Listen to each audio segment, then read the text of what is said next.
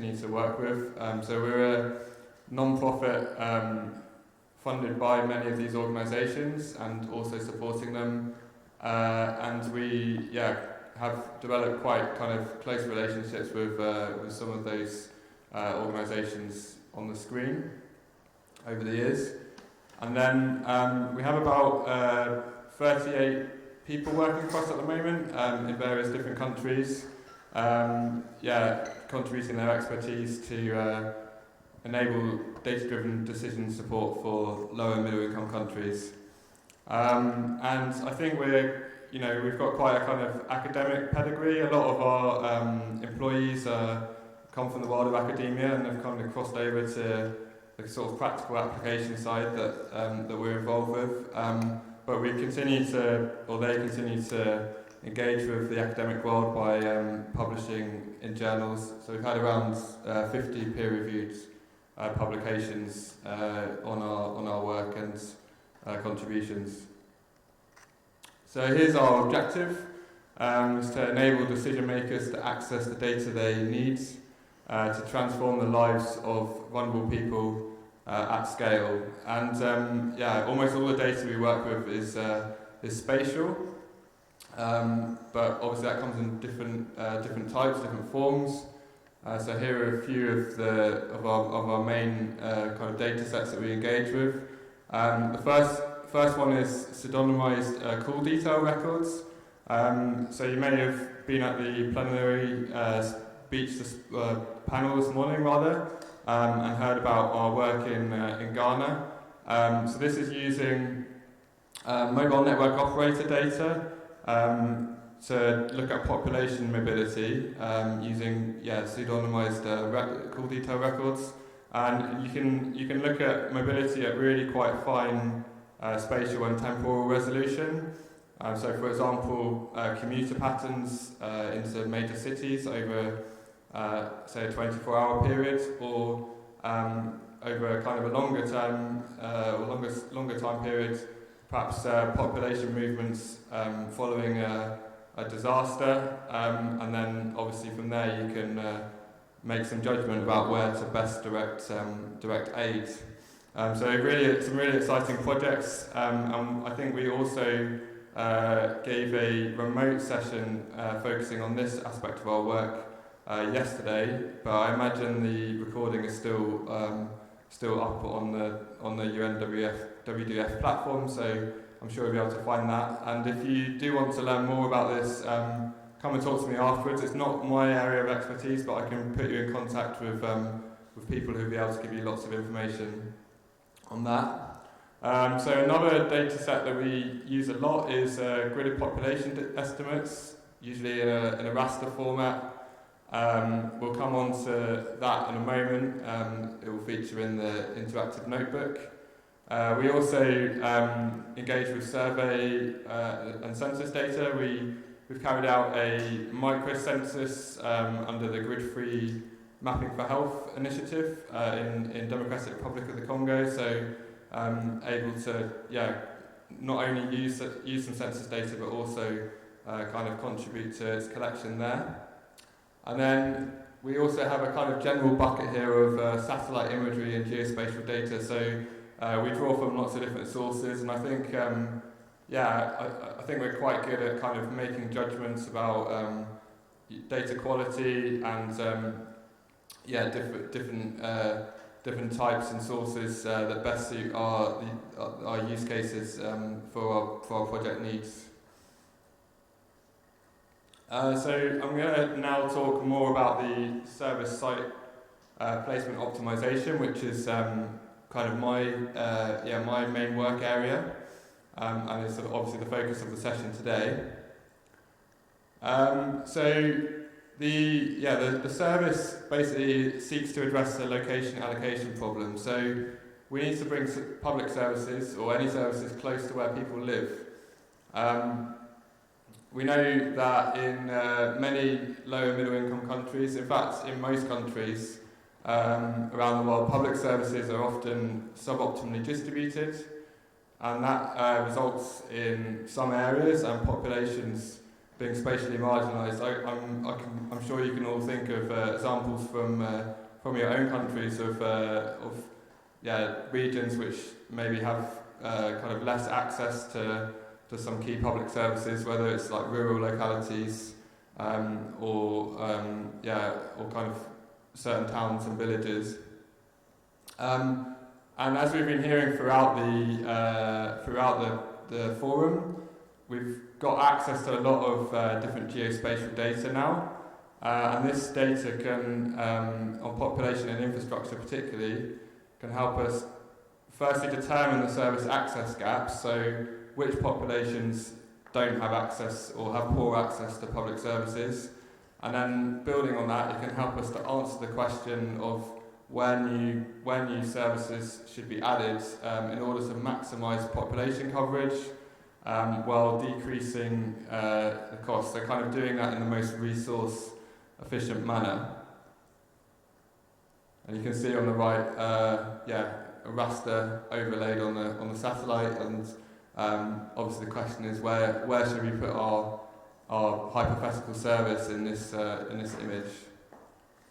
So our solution is obviously using a kind of a technical systematic approach. So we have an algorithm which we run to model suggested locations of new sites, and they're optimally placed and ranked using population density and potentially other criteria if the use case requires. And this enables users to immediately target areas most in need. So the screenshot here shows a kind of before and after situation. So to the left of the bar you have before our placement, and then the right is following placement. So this is in a use case in the province of Ulamami in the Democratic Republic of the Congo, where we optimized for routine vaccination sites. And as you can see, the before scenario, so on this side, there's some kind of clear areas where you can imagine there's a big distance to travel to get to the nearest site. For reference, the circles are the 3 kilometre radius of the existing site. And then on the right you have this 100% coverage scenario. So these are all the sites required to achieve 100% or an estimated 100% coverage of the population. And the reason why they're colour coded is according to priority level, which corresponds in this case to the number of people that is estimated to be in their service area. So the dark blue dots are the higher priority sites. So those are the ones where you can be fairly confident that if you're directing your resources to, you'll have like an immediate high impact. And this is actually going to be, this kind of question of prioritisation is going to be something that we look at in the notebook in a second. And here's a few of the countries where we've provided optimisation services since we've kind of started this work. I think maybe the first use case was 3 years ago. So we do have a bit of a healthcare focus. We've helped out with optimising for coronavirus vaccination sites in Burkina Faso, Nigeria and Zambia, and also routine immunisation, as I said, in DRC and a few other countries as well. But the way the algorithm works is it's not kind of predisposed to one particular use case. So we've also used it in the education sector for schools in Nigeria, and then a nice project in Sierra Leone where we placed radio transmitters in order to increase the coverage of their education radio remote learning initiative, which is for when children are in a situation where they have to stay at home, for example, in the pandemic.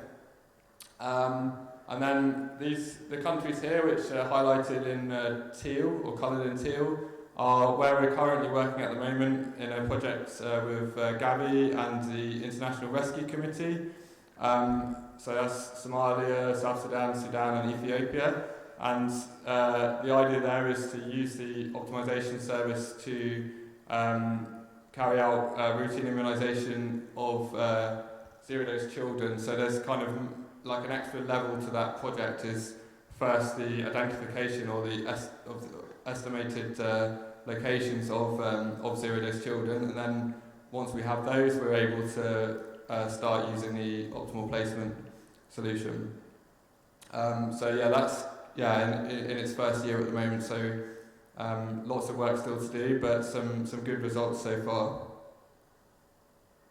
Okay, so I'd like to have a go at the interactive workshop. I don't know, hopefully some of you have managed to access the notebook. I've also got the instructions again here. I wasn't sure if I was going to have the whiteboard. So hopefully you've managed to find the binder link.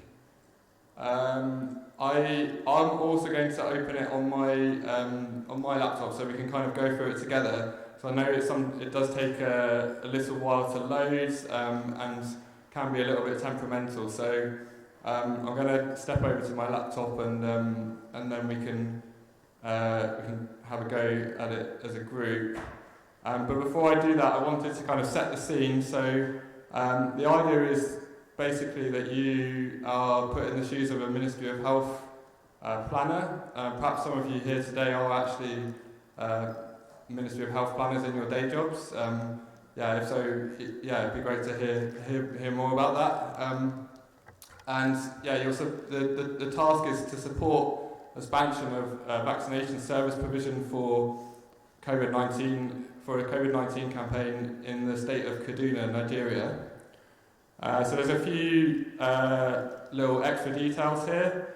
The Ministry of Health has decided that 2 kilometres is an appropriate measure of access to facilities. So your team has already kind of carried out some analysis and some judgment there that that's a reasonable service area radius. It corresponds to like less than an hour's walk for the majority of people.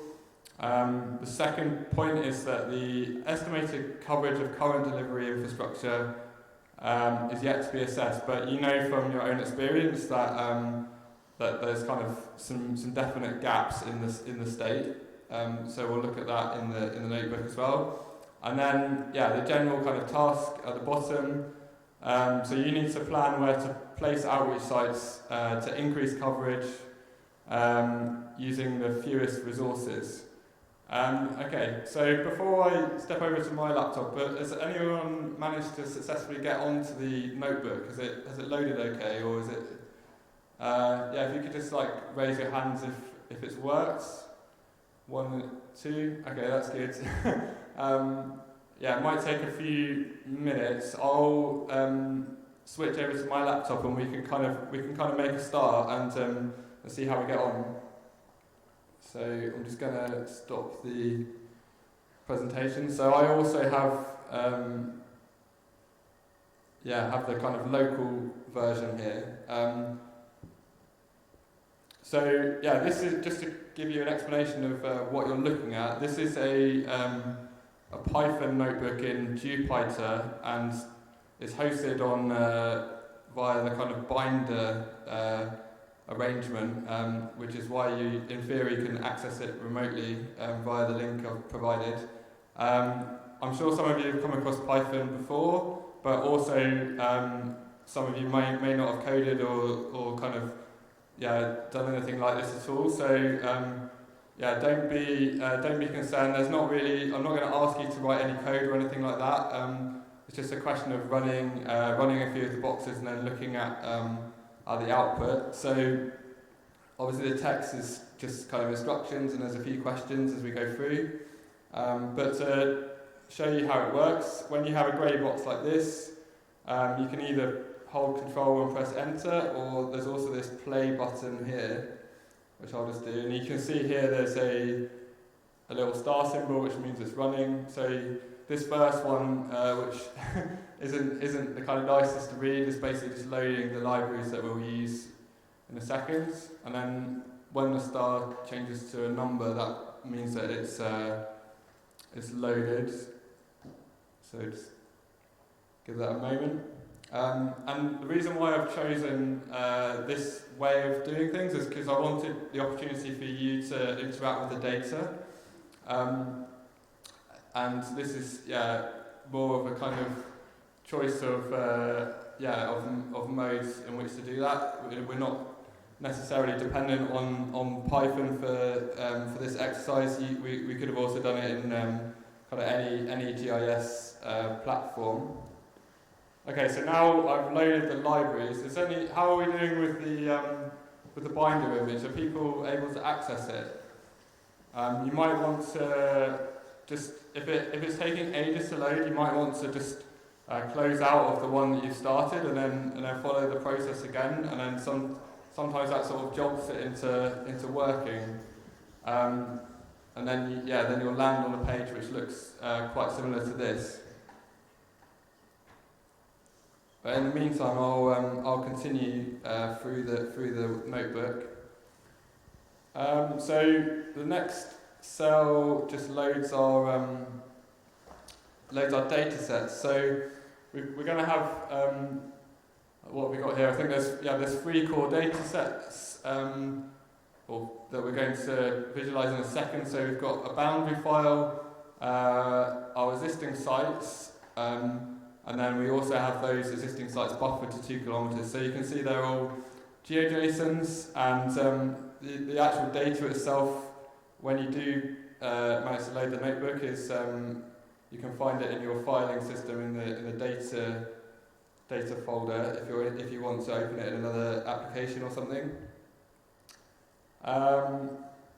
Okay, so for those of you who perhaps aren't familiar with GeoPandas, which is a Python library, obviously the objective of this session isn't to give you like a Python class, but I think it's quite fun to show people the power of spatial data, or the power of Python rather, for spatial data as a kind of secondary outcome. So I'll just demonstrate what these layers look like. So as a GeoPanda, you have like effectively a table. So this is the boundary. So we've just got one row, and there's a geometry column, which is the spatial aspect. And you can use this .plot command like so to give us a really quick. So you can see that's the very, very quickly plotted map or outline of Kaduna State. And if you like, you can do that for the other GeoPandas that you've loaded. I'll just show you the existing sites. So you can see here there's how many have we got? 250. So many more, and there's a few different attributes as well. And this is a point geometry, so if we plot it, it will look like so. And I'll leave the 2 kilometer buffer on. So in order to kind of avoid having loads of code cluttering up the page, I've pre-written a few functions which you can also find in the folder system in the .py file, and the main one of those functions is a mapping function which calls upon the I think it's a leaf map library, which is hopefully quite a quick and easy way of visualizing.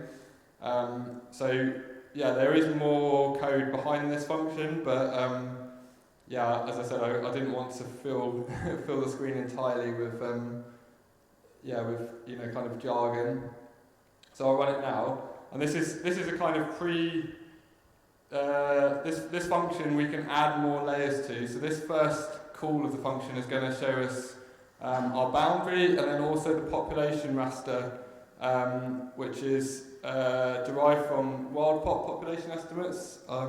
If you've come across those before, they're kind of high quality 100 meter by 100 meter pixel size raster estimates. So each pixel corresponds to an estimated number of people, and you can see we're zooming into Kaduna City here, which is like the kind of most populated, densely populated part of the state. So this is our kind of default map that we're going to add more layers to, and you'll see how the optimization covers it, and then you'll also be able to interact with the existing sites and the new sites. So the first question, if you remember from our scenario, is kind of what's our existing coverage? So let's have a look at our existing sites, which is going to call that function and add some other layers, or add the existing sites and the existing sites buffered to 2 kilometers. So I'll just run that. Take a moment to load.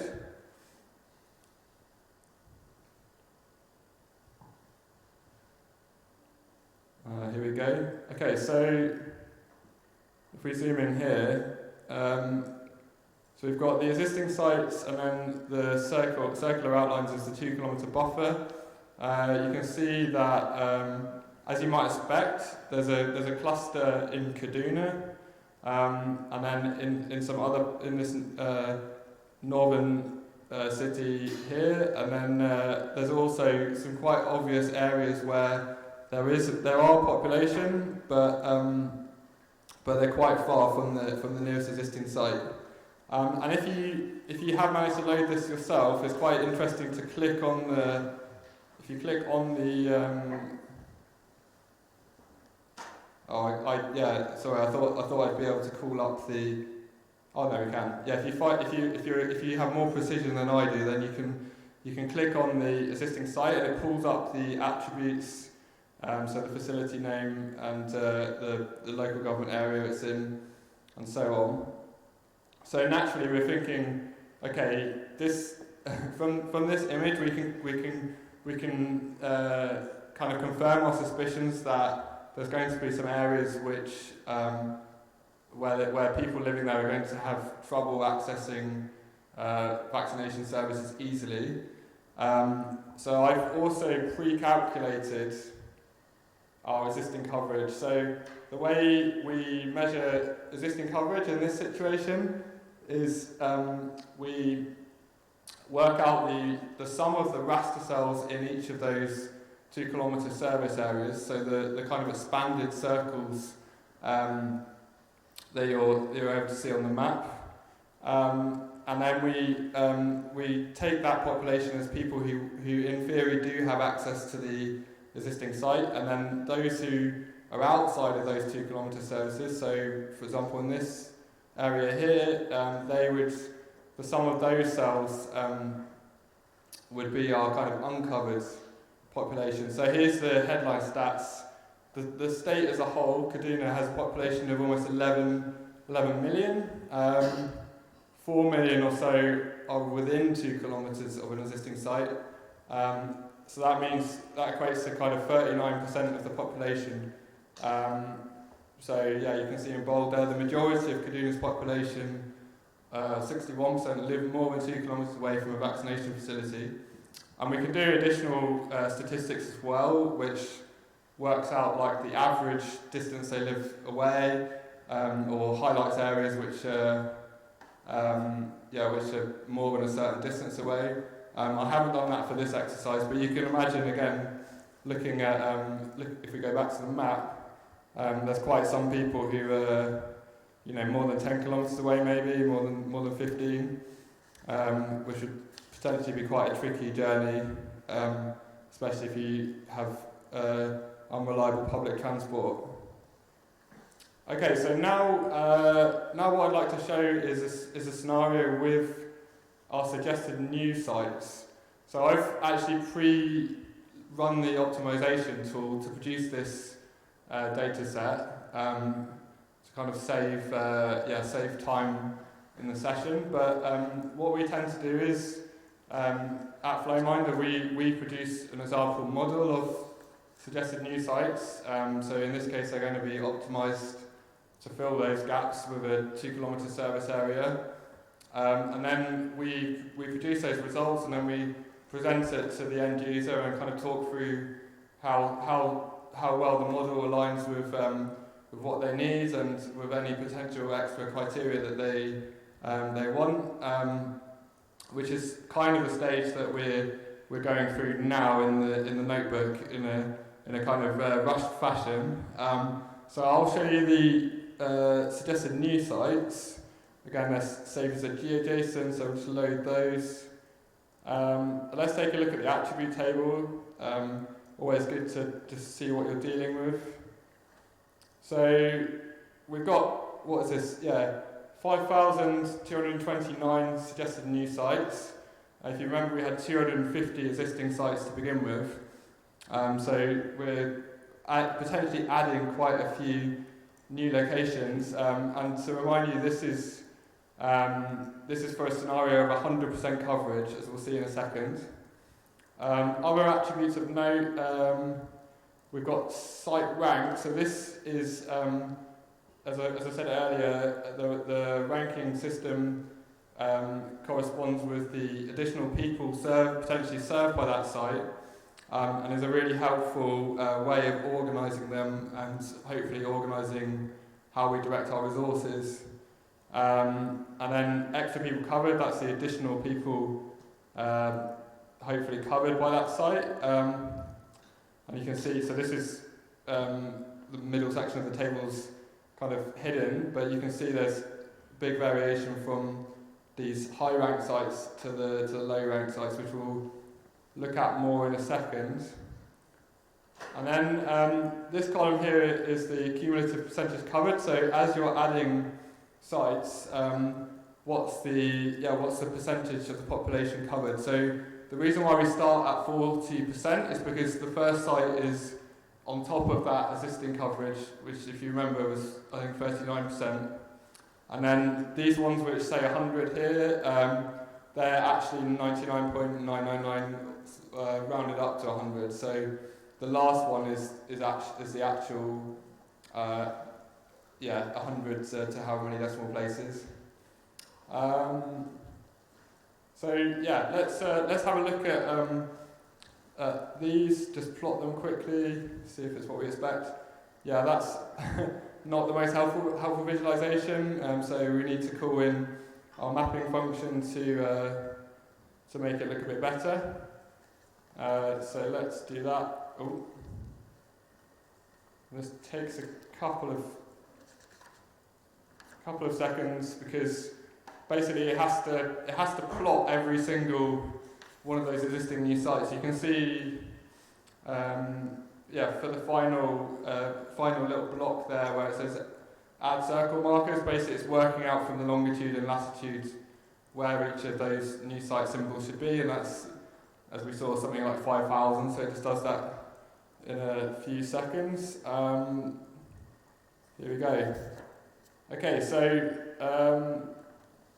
you can see the existing sites are also still plotted, and then here's our 100% coverage scenario, all 5,000 sites, and if we click on one, we can get those attributes, so you can see the extra people covered, and then the site rank as well. So this is not the best performing one. Are people managing to interact with the notebook, or is this more of observing me run it? So I know it does take a bit of time to load. Is anyone managing to follow through, or in the corner? Well, as I said, you'll be able to go and visit and follow the link in your own time. So one of the questions I kind of ask in the notebook is, can you find the site or like the highest ranked site, or I think it was maybe the question was, can you find one with over 40,000 people? I actually know the answer to the number one ranked site, which is, I think it's this one here, if I remember rightly. Yeah, so this site here, you can see we've got like a really, with the population, we've got a really densely populated area, just outside the 2 kilometre service area of this site to the south, which is why this is estimated to cover 85 or almost 86,000 people. So really a quite substantial uplift in coverage. And if you do get to this point where you're able to interact with the map, you can also toggle the layers on an off here, which is quite helpful, for removing kind of the noisiness of the raster. Okay, so the kind of next question to look at really is to understand how our coverage increases as we're adding new sites. So as I said, we have that column which shows the cumulative coverage for each site as they're added, and we can plot that nicely on a graph, which I've pre-written a function for. So again, if you're interested in the kind of deeper machinations of the codes, you can find that in this .py file here. But let me just run it. And this should give us a couple of graphs. Yeah. Okay, so the first one is the coverage as the new sites are added. On the x-axis, well, I can use my pointer for this. You've got the new sites added in rank order, so all the way up to however many it was, 5,300 or so. And then the y-axis is the total population covered. And you can see there's a really distinctive curve there, because they're in ranked order, and as we know, we're going from however many it was for the number one ranked site. It was a big uplift because it was covering some 85,000 people. And then there's this long tail required to achieve the final few percentage points of coverage. And these are for sites which have been placed in quite sparsely populated rural locations. So this is a shape which is very typical of all our use cases, and is a really helpful way of kind of understanding the realism of an 100% coverage scenario, and like what it actually would require in terms of resources and so on. You can make some kind of judgment that the first few hundred or so ranked sites have a much bigger impact than even like the kind of second half of the sites in the kind of second half of the ranking. As I said, we see this repeatedly in all of our use cases for different radiuses, different types of service, etc. So it's a really common shape. And then underneath this is what I was just talking about, which is the estimated population served by each site. So this isn't cumulative. This is per site, and you can see we've got that enormous amount in the number one ranked site, or in the north of or the northwest of Kaduna City, and then a kind of steep drop off as we go along the ranking. Before you again have this long tail, and I think the last few hundred are basically placed on pixels which only have an estimated 1 or 2 people. So it could be like an individual isolated farmhouse that has been picked up by Wild Pop as a populated location. That's because we're creating a model of 100% coverage. We're still obviously looking at covering those places, and the algorithm will place onto those pixels, even though there's very, very few people there. So the next question then naturally is kind of how can we use this information to prioritise our resources, because we know that we're in a situation where we have limited resources. And we want to make best use of those limited resources. So the way we can do that is by setting priority thresholds using the attributes. So one example of that is by setting a kind of minimum population for a priority. So say we're going to set up 2 priorities here. Priority 2. I should also say priority 1 is our existing sites, so they're already up and running. Priority 2 and then priority 3, and we can decide where to put our thresholds. One way of doing that is by looking at the minimum population required to kind of qualify for priority 2. So you could say, we're willing to allocate resources for a site if it has a certain minimum population. For the other areas, we'll think of another solution, perhaps transportation to our nearest site. Could be one example of that. There's other ways of doing this prioritization. You could also say, I don't know, I have resources for 300 sites. Let's just take the top ranked 300 as our priority 2. Or there's much more kind of nuanced and complex ways of arranging the thresholding. But for kind of simplicity and ease, we'll go with this minimum population threshold. So I'm going to set it as 2,000, but the idea of the notebook is you can edit that number, or you can come back to it and edit it, and then you'll be able to see how it changes the outcome on the map and on the graph. But I'll set it as 2,000 for now, and we'll see. Maybe we'll do another round in a moment. So we've set it, and then this next cell just adds a new column. Basically, each site is given priority 2 or priority 3. If it has a minimum population of 2,000, then it's priority 2. If it's less than 2,000, then it's priority 3. So let's have a look at our graph again, and now there should be a nice handy line to denote the threshold. Just give it a second. Yeah, so we've got the same coverage curve there, because we're still showing all of the sites.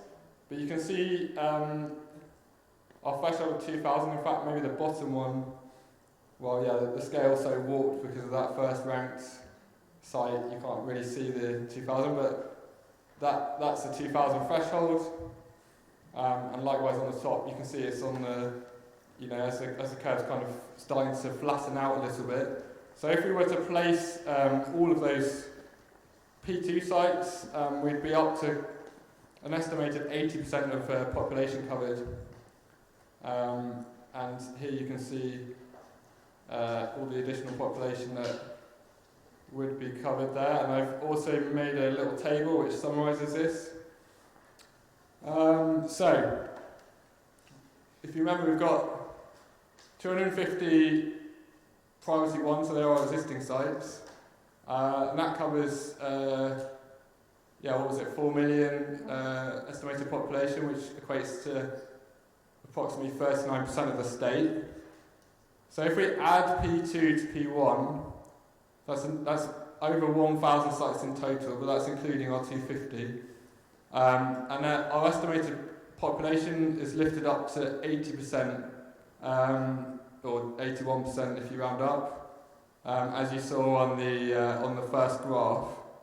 And then here's a scenario where we're adding all of our sites, and then obviously it's 100%. So sometimes we do like more priority levels, and then you can, if you're a decision maker, you can decide if you want to include priority 3, or if you want to say to your vaccination teams, go to priority 3 if you have time, that kind of thing. For simplicity's sake, I've kept it as 3 priorities, but you can imagine, other kind of arrangements as well. And now we're just going to quickly plot that on a map. So there's going to be a colour differentiation, hopefully. Again, it's just plotting each point individually. Maybe not the most efficient way, but okay. So what have we got? So dark blue is priority 3, and then the kind of maroon colour is priority 2. So if we zoom in, you can see perhaps. Let me toggle off the population actually. So around Kaduna city, in those kind of like suburban hinterland, we've got lots of priority 2 sites, and then priority 3 are in the more sparsely populated rural areas, which you can see there. That's just a little bit of an introduction really to this issue that we face. Like typically, everyone wants to achieve the highest coverage they can, naturally, but 100% coverage in a very resource-constricted scenario is nearly impossible to achieve by through site placement alone. So this kind of workflow and decision-making exercise helps us visualize and think about the problem and decide maybe where to put some of those thresholds. And then, they can be, when we've decided on a model that we want to use, we can kind of present that more nicely on microplans, or they can feed into a dashboard, and then they can be used by, in this case, vaccination teams in the field as a navigational tool to go to and carry out vaccination delivery. Okay, great. So I'm now going to switch back to the presentation, where I think the next item is our video testimonial from Dr. Hadley Ikwe. So yeah, if we could just go to the video, and then I think it's about 5 minutes, and then we'll just come back for some questions and summary. The Flowminder results helped in many ways. In fact, it was a game changer for optimizing our vaccination team effort and improving vaccination coverage rapidly.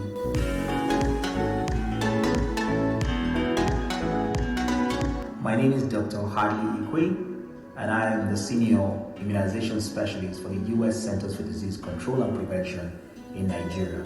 In my role, I support the government in improving vaccine coverages, reducing and eliminating vaccine-preventable diseases and deaths, as well as optimizing COVID-19 vaccine coverage. We needed to find the best locations to place vaccination teams, as well as rapidly increase COVID-19 vaccination coverage across states in the country. The target population was about 112 million people. The target at this time was to ensure we got 70% coverage in each state and also at the national level, but also in hard-to-reach areas, especially places where access was an issue.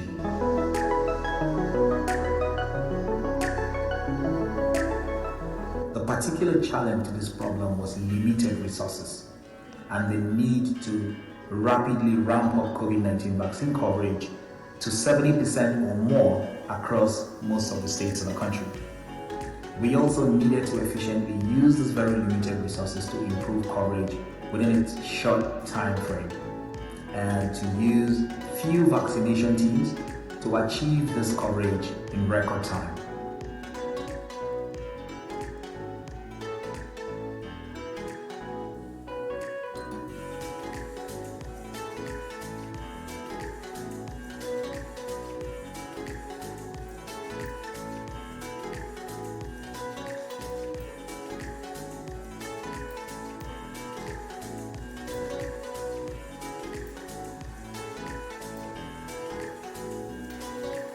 The Flowminder suggested sites helped in developing microplans, optimized microplans, daily implementation plans for vaccination teams, as well as optimized team performance, especially in areas where we needed to get the results as quickly as possible in hard-to-reach and security-compromised areas.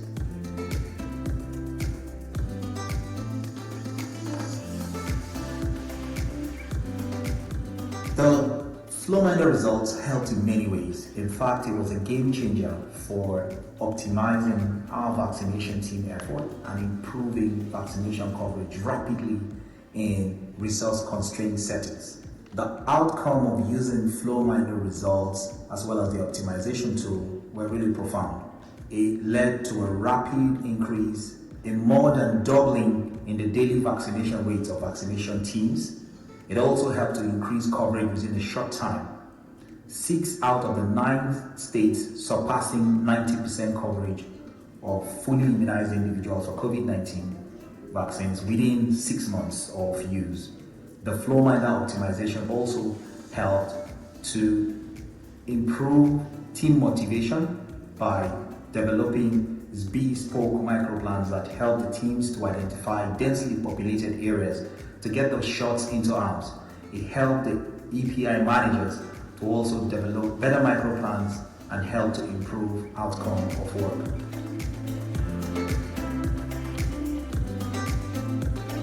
Would I recommend others to work with Flowminder on solving spatial optimization challenges? Of course I will, absolutely. This is because they have shown and continue to show progressively a fast return on investment, a fast response to optimizing issues and improving features when needed, but also guiding and providing technology in a way that is easy to use and helpful to achieve results when you need to get them.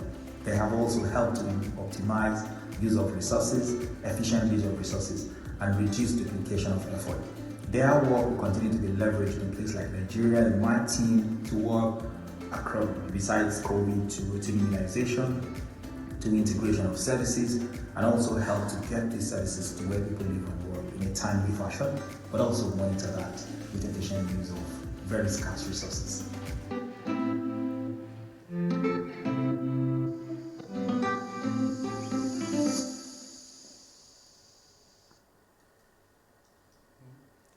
Great, so yeah, thanks to Dr. Ikwe for putting that video together for us. Yeah, we were really excited to see the coverage, vaccination delivery graph from the data that he provided. So yeah, great to see some impact from this work. So I've just got a little slide on other considerations that we like to take into account when we're carrying out optimization use cases, and then yeah, we'll hopefully have time for a couple of questions as well. I think this is now maybe run out of battery, so I'll click. So yeah, as we've seen, and as I think everyone can understand, reaching people in sparsely populated areas is always going to be a challenge. So this example I kind of referenced earlier of like maybe an isolated farmhouse with one family living in it. Yeah, that's always going to be difficult because it's not really going to be viable to set up a whole site in that location to cater to only a very small amount of people. But we don't want to forget about those people, obviously. So one option is to provide transportation to enable them to reach the closest site as a kind of alternative use of resources. And another thing which I think is also key, and we're kind of getting an increasing understanding of all the time as we hear from beneficiaries or people doing research on beneficiaries, is raising awareness of the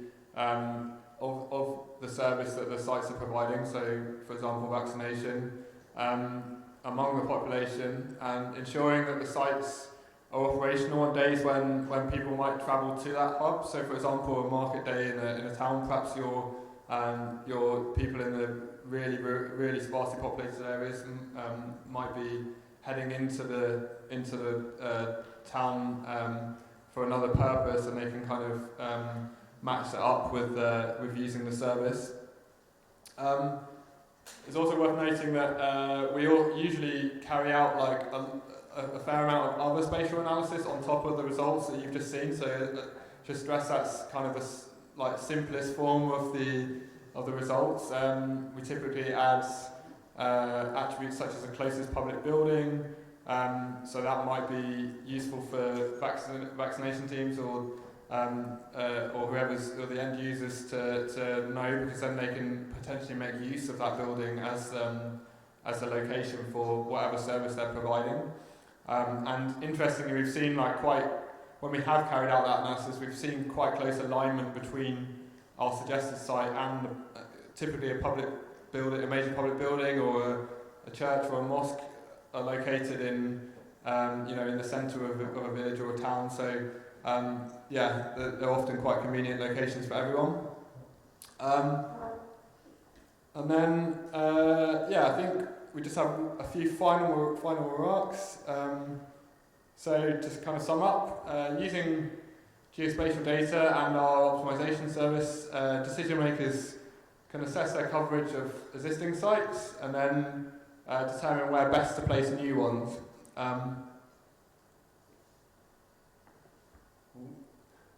Next point.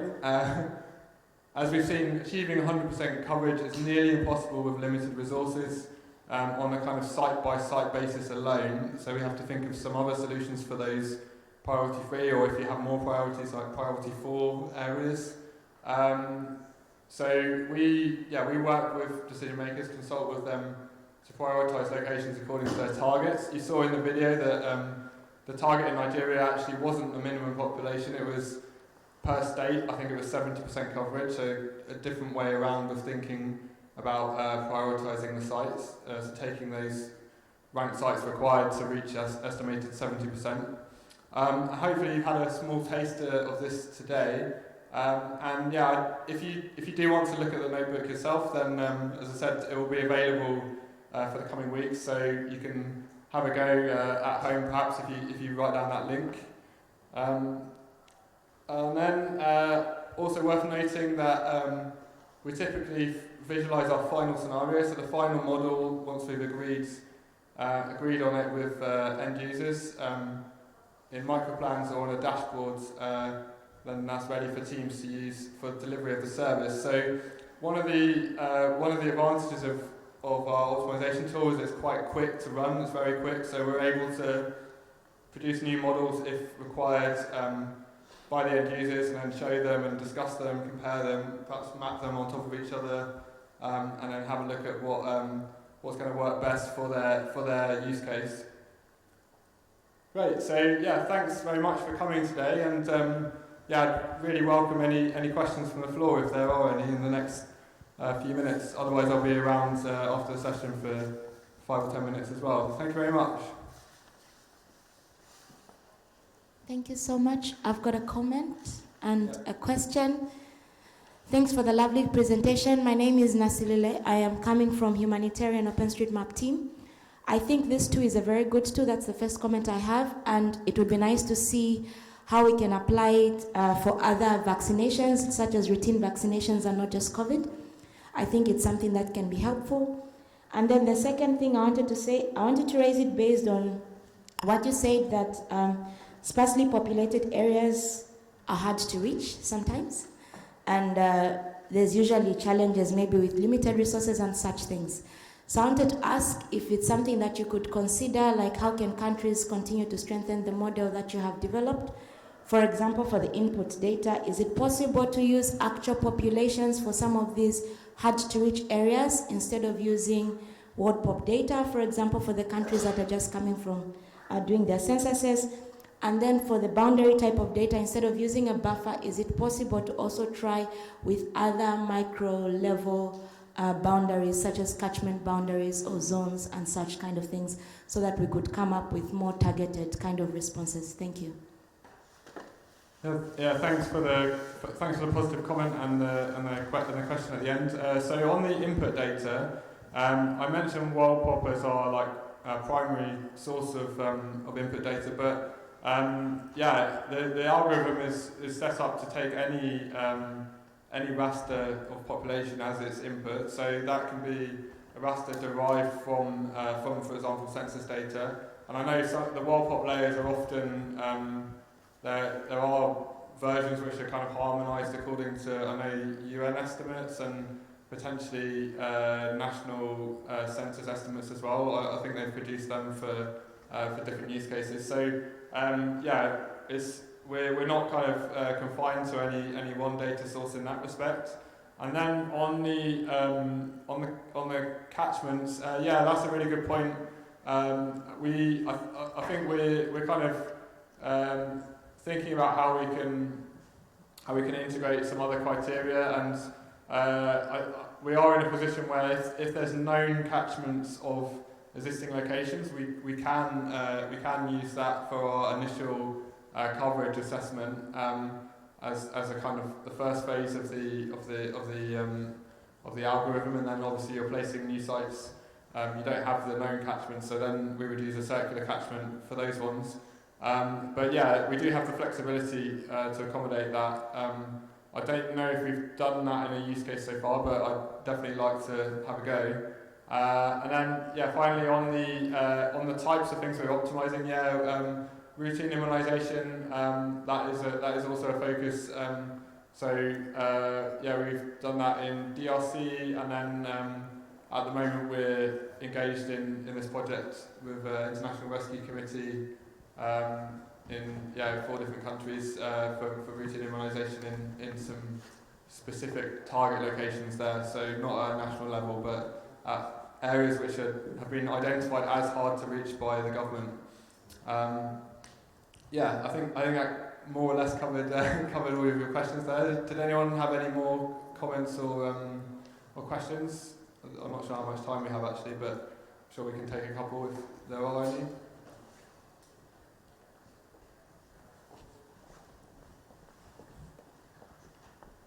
Okay. If that's all for now, I'll be hanging around for a little bit longer if you want to have a one-on-one conversation. Otherwise, thank you very much for coming, and hope it was interesting. Feel free to follow the link, as I said, later, or go on our website for more information on use cases, and do drop me an email if you want to talk any kind of spatial data really, but especially location allocation. Thanks very much. Cheers.